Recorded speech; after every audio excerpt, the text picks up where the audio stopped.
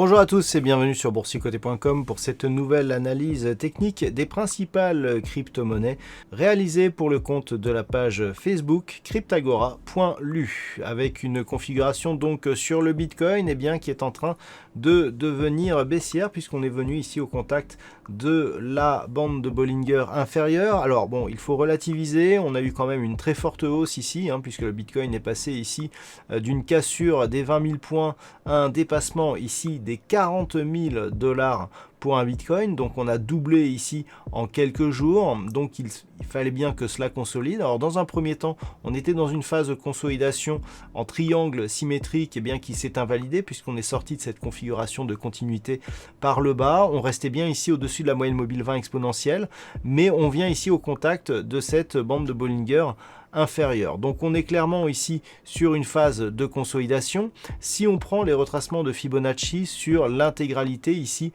de la dynamique, nous pouvons constater que nous étions dans la zone ici 23,6 38,2% de Fibonacci et que nous avons franchi donc ce 38,2% pour venir tester ici la zone 50 61,8% de Fibonacci. Donc nous sommes toujours dans une phase de consolidation mais qui n'est pas encore une phase de retournement. On pourrait très bien repartir à la hausse. Donc on va surveiller ici éventuellement en cas de poursuite de consolidation ce niveau de retracement à 61,8% qui se situe à 26 927 $ pour un Bitcoin.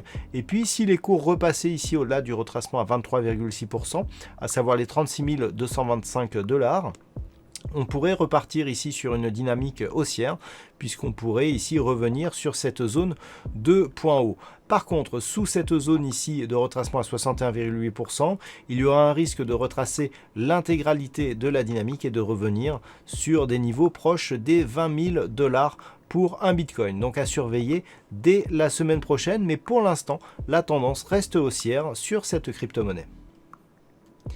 Et puis sur l'Ethereum, depuis la rupture ici des 800 $ pour un Ethereum, on est venu ici se stabiliser.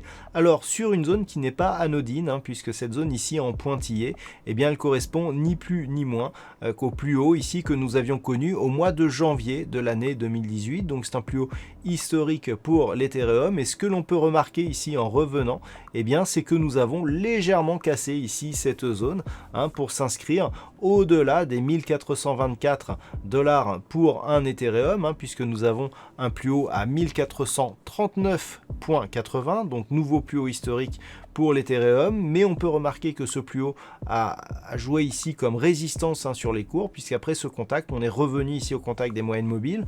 Donc clairement, on est toujours sur une dynamique haussière. En cas de franchissement ici de cette zone, on pourrait aller vers les 1500 $ pour un Ethereum et continuer donc à entretenir cette dynamique haussière. L'invalidation de ce mouvement haussier se ferait en cas de rupture ici de ce précédent point bas significatif que l'on peut quantifier ici sur cette bougie à 923 $ pour un Ethereum, mais pour l'instant la tendance reste fortement haussière sur cette crypto-monnaie.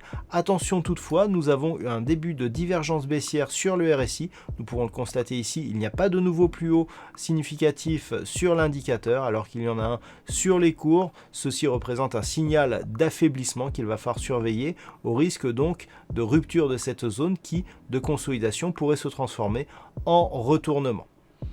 Voilà donc ce que l'on peut dire sur cette analyse technique de ces principales crypto-monnaies. Passez un bon week-end et on se retrouve dès la semaine prochaine sur la page Facebook cryptagora.lu.